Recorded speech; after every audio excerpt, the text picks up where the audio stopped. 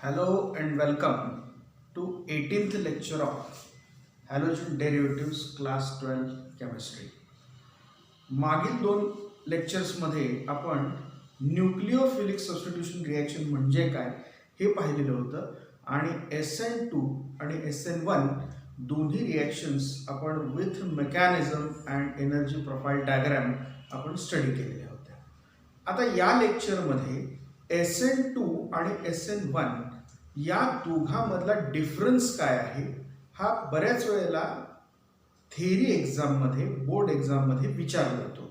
त्या दृष्टीनं आपण त्याचं थोडंसं रिवाइज घेऊया. SN2 reaction and SN1 reaction.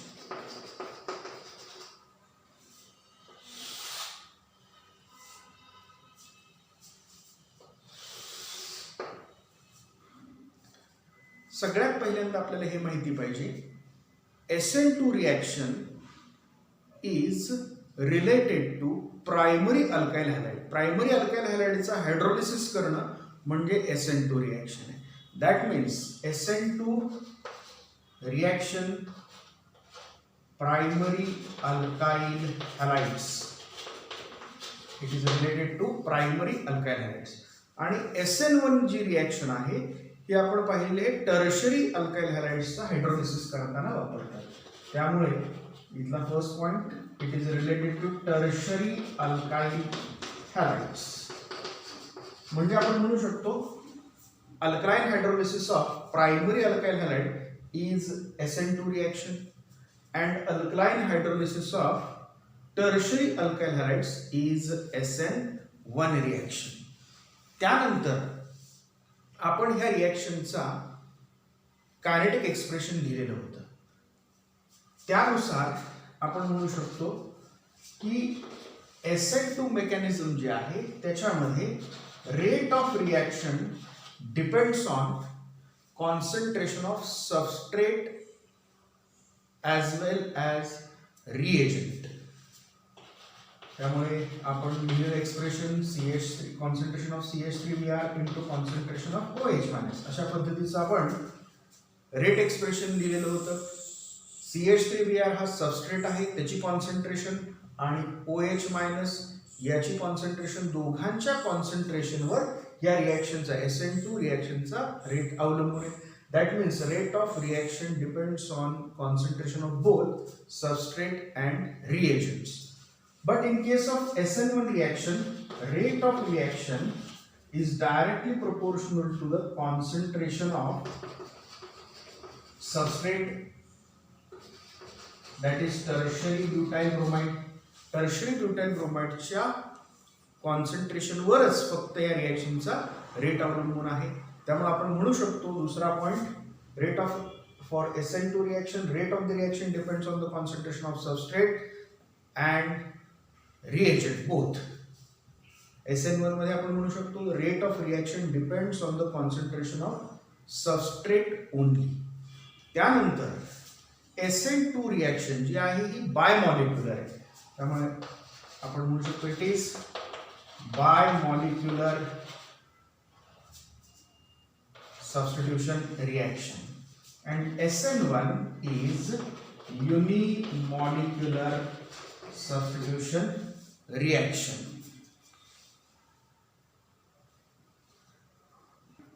त्यानंतर आपण या रिॲक्शनचं मेकॅनिझम जसं आपण त्या रिॲक्शनचं डिस्क्रिप्शन केलं मेकॅनिझम पूर्ण SN2 आणि SN1 डिस्क्रिप्शन केलं त्या पद्धतीनं आपण त्याचे पॉईंट्स घेऊया. म्हणजेच first point it is SN2 is related to primary alkyl halide, SN1 is related to tertiary alkyl halides. Rate of reaction depends on the concentration of both substrate and reagent. Rate of the reaction depends on the concentration of substrate only. It is bimolecular nucleophilic substitution reaction and SN1 is unimolecular nucleophilic substitution reaction. त्यानंतर आपण त्याचं mechanism explain केलं. Kinetic expression नंतर आपण mechanism explain केलं. आता ह्या mechanism मध्ये आपण पहिलं स्टेटमेंट केलं होतं SN2 is a one step reaction. त्यामुळे fourth point distinguishing point will be it is one step reaction. आणि SN1 जी आहे तिथं आपण फर्स्ट पॉइंट लिहिला होता it is two step reaction. त्यामुळे it is two step reaction. आता SN2 रिॲक्शन ज्या वेळेला आपण घेतली त्याच्यामध्ये एका स्टेपमध्ये रिॲक्शन घडते आणि इथं कोणत्याही प्रकारे इंटरमिजिएट तयार होत नाहीये. ओके, त्यामुळं no intermediate product is form. पण SN1 रिॲक्शन ही 2 स्टेपची रिॲक्शन आहे. याच्यामध्ये पहिल्या स्टेपमध्ये कार्बोकॅटायन तयार होतो विच इज अन इंटरमिजिएट, आणि मग त्याचं रूपांतर टर्शियरी ब्युटाइल अल्कोहोलमध्ये प्रोडक्टमध्ये सेकंड स्टेपमध्ये होतं. म्हणजे इथं इंटरमिजिएट तयार होतो. त्यामुळे इथं आपण म्हणूया इंटरमिजिएट इज फॉर्म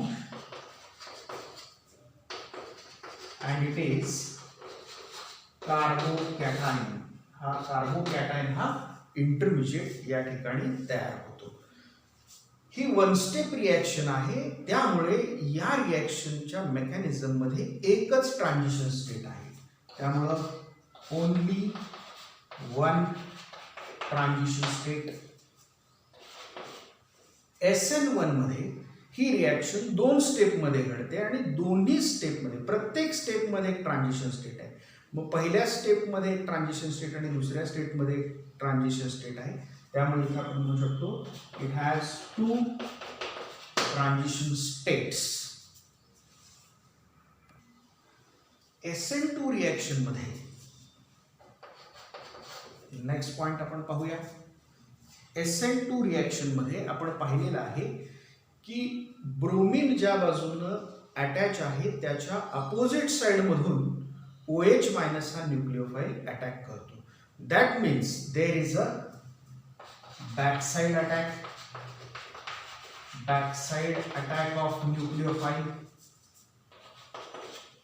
SN1 मध्ये मात्र पहिल्या स्टेपमध्ये कार्बोकॅटायन तयार होतो आणि कार्बोकॅटायनचा स्ट्रक्चर जे आहे हे प्लेनर आहे आणि त्यामुळे त्या प्लेनर स्ट्रक्चर असलेल्या कार्बोकॅटायनच्या कार्बनवर न्यूक्लिओफाइल OH मायनस हा front side as well as back side दोन्हीकडून अटॅक करू शकतो.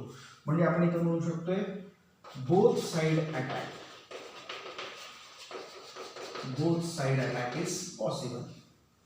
मग इथं बॅक साइड अटॅक असल्यामुळे आपल्याला माहिती आहे 100% inversion of configuration take place.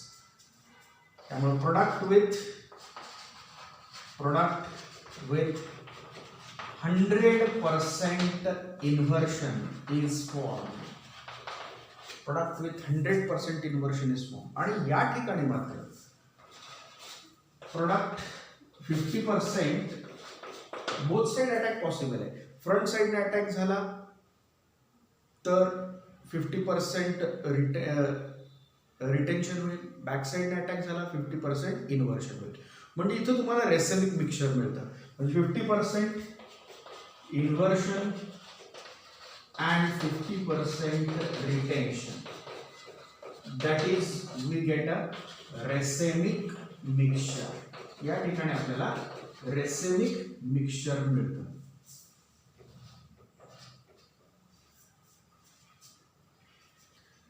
त्यानंतर हे एवढे जरी पॉइंट ह्या डिस्टिंग्विश साठी सफिशियंट आहेत, पण तरी सुद्धा आणखी पण काही आपल्याला पॉइंट्स माहिती असणं आवश्यक आहे. आता याच्यामध्ये SN2 रिॲक्शन मध्ये OH मायनस हा बॅक साइडनं अटॅक करतो. मग बॅक साइडनं अटॅक करून कार्बनशी बॉन्ड तयार करायचा आहे आणि ब्रोमीन हा कार्बनशी त्याचा बॉन्ड ब्रेक करायचा आहे. म्हणजे त्या ठिकाणी जो न्यूक्लिओफाइल आपण निवडणार आहे दॅट मस्ट बी स्ट्रॉंग. म्हणजे this reaction is favourable for strong nucleophile. त्यामुळे इथं आपण न्यूक्लिओफाइलचं नेचर सांगू शकतो स्ट्रॉंग न्यूक्लिओफाइल.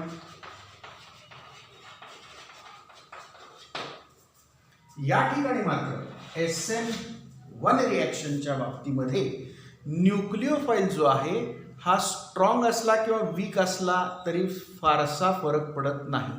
त्यामुळे strong as well as weak nucleophile can be used. म्हणजे वीक न्यूक्लिओफाईल सुद्धा चालू शकतो. So it is weak nucleophile favourable.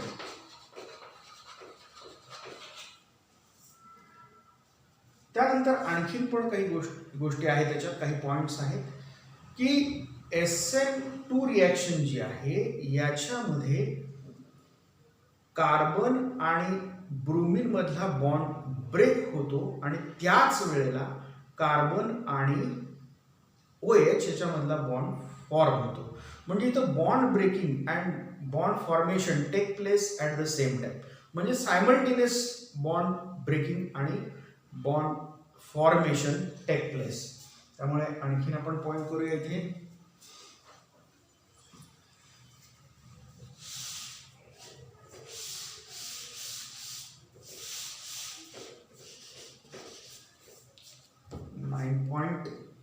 .10 point bond breaking and bond formation is simultaneous. म्हणजे ज्या वेळेला कार्बन हा ट्रान्झिशन स्टेटमध्ये पेंटाव्हॅलेंट असतो त्या वेळेला त्या कार्बन ॲटमला OH हा पण अटॅच होण्याचा प्रयत्न करत असतो आणि Br हा तिथून बाहेर पडण्याचा प्रयत्न करत असतो. म्हणजेच COH बॉन्ड फॉर्म होणं आणि CBr बॉन्ड ब्रेक होणं हे एकाच वेळेला घडतं. म्हणजे आपण म्हणू शकतो bond breaking and bond formation is simultaneous. परंतु SN1 रिॲक्शन त्याच्यामध्ये आपण टर्शरी ब्युटाइल ब्रोमाइड जो घेतलाय त्याचं पहिल्यांदा रूपांतर कार्बोकॅटायन मध्ये होतं. म्हणजे त्या ठिकाणी CBr बॉन्ड फर्स्ट स्टेप मध्ये ब्रेक होतो आणि नेक्स्ट स्टेप मध्ये न्यूक्लिओफाईल OH मायनस हा कार्बोकॅटायन वर अटॅक करतो. म्हणजे या ठिकाणी bond breaking and bond formation is not simultaneous. Bond breaking and bond formation is not simultaneous. हे एकाच वेळेला घडत नाही, ते दोन वेगवेगळ्या स्टेपमध्ये घडतं. तसंच SN2 रिॲक्शन जी आहे याच्यामध्ये ही जी रिॲक्शन आहे याच्यामध्ये कोणत्याही प्रकारचा कॅटायन कार्बोकॅटायन तयार होत नाही. म्हणजे कोणतेही आयन्स तिथं तयार होत नाही आणि त्यामुळं ही रिॲक्शन जी आहे नॉन पोलर सॉल्व्हंटच्या प्रेझेन्समध्ये सुद्धा करता येऊ शकते. म्हणून आपण म्हणू शकतो this reaction is non polar solvent favourable. Non polar solvent favourable. परंतु SN1 रिॲक्शन मध्ये कार्बोकॅटायन तयार होतो आणि त्याच वेळेला Br मायनस आयन बाहेर पडलेला असतो. मग हे दोन्ही स्टेबल होण्याकरता किंवा त्याचं सॉल्व्हेशन कार्बोकॅटायनचं सॉल्व्हेशन होण्याकरता पोलर सॉल्व्हंटची गरज असते. त्यामुळं पोलर सॉल्व्हंट वापरला तर ही रिॲक्शन जास्त वेगानं घडते आणि स्टेबल रिॲक्शन असते. त्यामुळं आपण म्हणू शकतो polar solvent favourable reaction.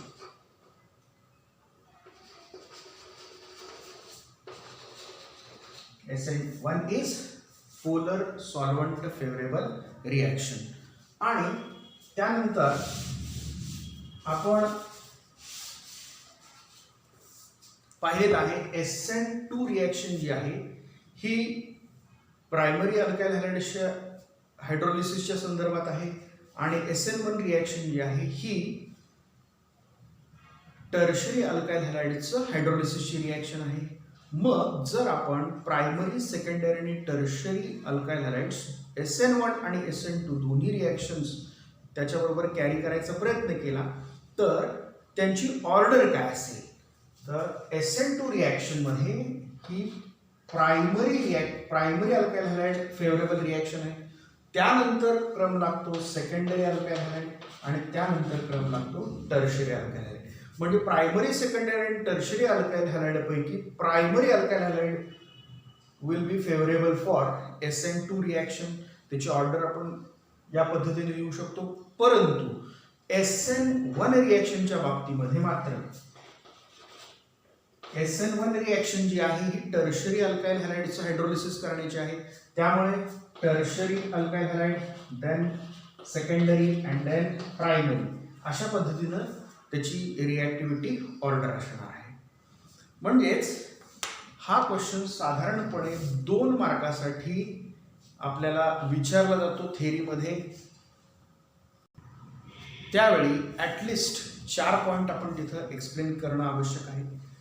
SN2 आणि SN1 बऱ्याच वेळेला क्वेश्चन विचारताना differentiate between SN1 and SN2 असं विचारलं जातं, आणि आपण SN2 आणि नंतर SN1 अशा पद्धतीनं आपल्या लक्षात असतं, कारण आपण पहिल्यांदा स्टडी केलेली असते SN2 रिॲक्शन आणि नंतर स्टडी केलेली असते SN1 रिॲक्शन. त्यामुळं सिक्वेन्स कोणत्याही पद्धतीने विचारलं जातं. SN1 अँड SN2 विचारला किंवा SN2 अँड SN1 विचारला तरी एक्झामच्या बाबतीमध्ये एक हिंट सांगतो. पहिल्यांदा एक कॉलम SN2चा करा आणि नंतर नेक्स्ट कॉलम SN1चा करा. म्हणजे जसं आपण स्टडी केलं त्या पद्धतीने आपण क्रमाने लिहू शकतो. SN2 चा पहिला पॉईंट आपण सांगू शकतो, it is the alkaline hydrolysis of primary alkyl halide is SN2 reaction. The alkaline hydrolysis of tertiary alkyl halide is SN1 reaction. Okay. त्याच्यानंतर दुसरा पॉईंट आपण सांगू शकतो त्याच्या कायनेटिक एक्सप्रेशनच्या बाबतीत, म्हणजे rate of the reaction depends on the concentration of substrate and reagent both. Concentration of substrate and reagent both. आणि तिकडं rate of the reaction depends on the concentration of substrate only. तिथं फक्त सबस्ट्रेटवर रिॲक्शनचा rate अवलंबून आहे. त्यानंतर तिसरा point आपण करू शकतो, SN2 reaction is bimolecular nucleophilic substitution reaction and SN1 is unimolecular nucleophilic substitution reaction. त्याच्यानंतर आपण त्याच्या मेकॅनिझमकडे बघायचं. मेकॅनिझमच्या नुसार आपण जर पॉईंट्स दिले तर आपण ते क्रमाक्रमाने व्यवस्थित लिहू शकतो. तर 4th पॉईंट आपण म्हणू शकतो SN2 is 1 step reaction and SN1 is 2 step reaction. मग आता 1 स्टेप रिॲक्शन आहे त्यामुळं डायरेक्टली एकाच स्टेपमध्ये प्रोडक्ट तयार होतोय आणि त्यामुळे इथे कोणत्याही प्रकारे इंटरमिजिएट तयार होणार नाही. सो SN2 इज ह्याच्यामध्ये आपण म्हणू शकतो नो इंटरमिजिएट इज फॉर्म. पण SN1 मध्ये पहिल्या स्टेपमध्ये कार्बो कॅटायन तयार होतो विच इज अन इंटरमिजिएट, आणि मग त्याच्यावर स्ट्रॉंग न्यूक्लिओफाइल OH- चा अटॅक होतोय, म्हणजेच इथे इंटरमिजिएट तयार होतोय. So intermediate is form which is a कार्बो cation. त्यानंतर ही एक स्टेपची रिॲक्शन आहे त्यामुळे याच्यामध्ये एकच ट्रान्झिशन स्टेट आहे. आपण त्याचा ग्राफ पाहिलेला होता, एनर्जी प्रोफाइल डायग्राम, त्यामध्ये आपल्याला एकच ट्रान्झिशन स्टेट दिसते. SN1 मध्ये मात्र 2 स्टेप रिॲक्शन असल्यामुळं इट हॅज 2 ट्रान्झिशन स्टेट. त्यानंतर आपण पाहिले प्रायमरी अल्काइल हॅलाइडला ब्रोमीन ज्या बाजूने अटॅच आहे त्याच्या अपोजिट साइडमधून OH- हा अटॅक करतो. Strong nucleophile OH- attack the carbon atom from the side opposite to that of bromine. म्हणजे इथं बॅक साइड अटॅक आहे. या ठिकाणी कार्बो कॅटायनचं स्ट्रक्चर SN1 मध्ये आपण पाहिलेलं आहे. इट इज प्लेनर असल्यामुळं front side as well as back side both attacks are possible. So both side attack is possible. एक साइड 1 साइड अटॅक असल्यामुळे, बॅक साइड अटॅक असल्यामुळे इथं 100% इन्व्हर्शन असलेला प्रोडक्ट तयार होतो. परंतु SN1 मध्ये मात्र both side attack is possible and therefore 50% retention and 50% inversion product is form. That means there is a formation of racemic mixture. त्यानंतर बॅकसाइड अटॅक करण्याकरता आणि ब्रोमीनच्या अपोजिट साइडमधून अटॅक करण्याकरता आपल्याला जो न्यूक्लिओफाइल निवडायचा आहे that must be strong. So strong nucleophile favourable reaction आहे. आणि SN1 रिॲक्शन जी आहे त्याच्यामध्ये ऑलरेडी कार्बोकॅटायन तयार झाले त्यामुळे इझिली त्याच्यावर कोणताही न्यूक्लिओफाइल अटॅक करू शकतो. सो वीक न्यूक्लिओफाइल फेवरेबल रिॲक्शन आहे. त्यानंतर आपण पाहिलेलं आहे SN2 रिॲक्शनमध्ये ब्रोमीन आणि OH हे इंटरमिजिएट ज्या ट्रान्झिशन स्टेटमध्ये कार्बनला पार्शली बॉन्डेड असतात आणि त्यावेळेला एकाच वेळेला CBr बॉन्ड ब्रेक होतो आणि COH बॉन्ड फॉर्म होतो. त्यामुळं bond breaking and bond formation is simultaneous. परंतु SN1 मध्ये मात्र पहिल्यांदा CBr बॉन्ड ब्रेक होतो, कार्बोकॅटॅन तयार होतो आणि नंतर COH बॉन्ड फॉर्म होतो. म्हणजेच bond breaking and bond formation are not simultaneous. That means they do not take place at the same time. They take place step by step. एका step नंतर दुसरी स्टेप. त्यानंतर SN1 मध्ये carbocation तयार होतो आणि तो स्टेबल करण्याकरता पोलर सॉल्व्हंटचा वापर करणं आवश्यक आहे. So it is polar solvent favourable. इथं SN2 मध्ये मात्र कोणताही कार्बोकॅटायन तयार होत नाही आणि त्यामुळे it is non polar favourable reaction. Non polar solvent favourable reaction. आणि अल्काइल हॅलाइड्सची रिॲक्टिव्हिटी ऑर्डरचा जर आपण विचार केला तर SN2 रिॲक्शनमध्ये प्रायमरी अल्काइल हॅलाइड्स हे मोस्ट रिॲक्टिव्ह असणार आहेत दॅन सेकंडरी दॅन टर्शरी. आणि SN1 मेकॅनिझम हे टर्शरी अल्काइल हॅलाइड सर्वात जास्त दाखवतो than secondary and then primary. I hope तुम्हाला हा व्हिडिओ व्यवस्थित समजला असेल. आवडल्यास लाईक करा, शेअर करा आणि सबस्क्राईब करायला विसरू नका. पुढील लेक्चरमध्ये आपण नवीन कन्सेप्ट घेऊन भेटूया. तोपर्यंत थँक्यू.